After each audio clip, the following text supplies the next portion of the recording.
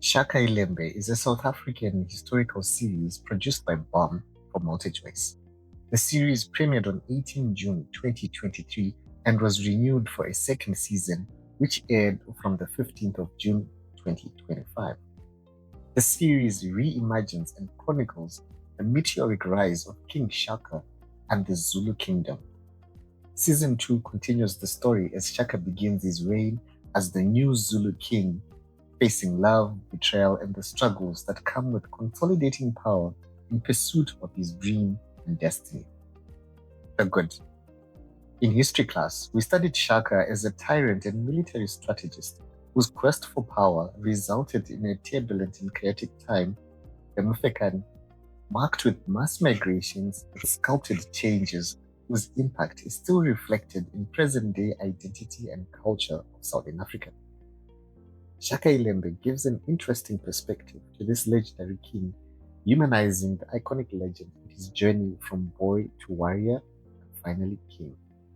It also sheds light on the intricacies of the various tribes and kingdoms that either became part of the Zulu Empire, allied with it, or opposed it. I was particularly interested in the story of Soshangani, which is entangled with my own ancestry. Lemogang Tsipa's portrayal of Shaka is stellar. Before watching this rendition of Shaka, I would have said no one could hold a candle to Henry Clear's portrayal of Shaka. But by the end of the series, I could not picture anyone but Tsipa play the X. His performance captured the intensity, tempered with vulnerability and ambition, that fueled Shaka as he faced his trials through triumphs, losses, and betrayal. The storytelling is epic, and special mention to Don Thandeka King, who not only plays the kingmaker Mkabayi kaJama, but is the narrator whose poetic monologues added background context and complemented the show's cinematography. The visuals are stunning, with sweeping landscapes, intricate costume design, and large-scale battle sequences that elevated the production to cinematic levels while maintaining a level of authenticity, evident in the immersive sets and locations and the rich representation of culture and court politics. While the show is centered around Shaka, female leads in the production paid homage to the women whose roles in history have been downplayed, from Queen Nandi, Shaka's mother, whose diplomacy and counsel helped steer the empire, to the female regiments that stood their ground in the battlefield, femme fatales, whose gaze started 1,000 battles and toppled kings, and of course, Queen Qubeka's, who should get an award for scariest portrayal of a historical figure, the Bat. The multicast show incorporates so many tribes and cultures, I'd get lost in understanding how exactly the different groups were related or interacted, the allies, enemies, relations, neutrals, and mixing up why others were fighting or conniving.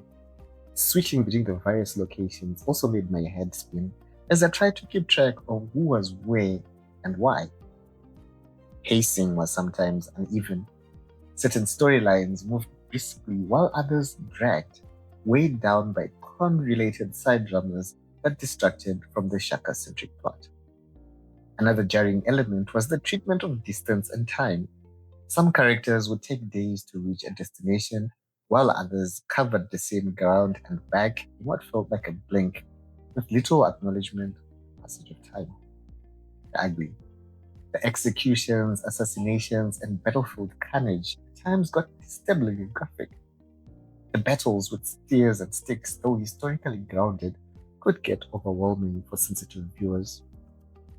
History repeats itself, even when it's happening. Some scenes were a cycle that kept happening over and over again, an endless cycle of betrayal, revenge, and a plot that only led to death. Shaka references this in his unwillingness to have a family, not simply because he thought that made him weak, but because he didn't want to have a son who would challenge him for the throne. Final thoughts. Shaka Ilembe Season 2 delivers a powerful, visually stunning continuation of the Shaka saga. The show ends on a post-credit scene which shows the arrival of the British and the start of a new chapter in history. As South Africa's most expensive series to date, and already its most awarded, the show continues to set a high bar. With confirmation of a third and final season, the story of Shaka is building toward an epic conclusion worthy of its subject.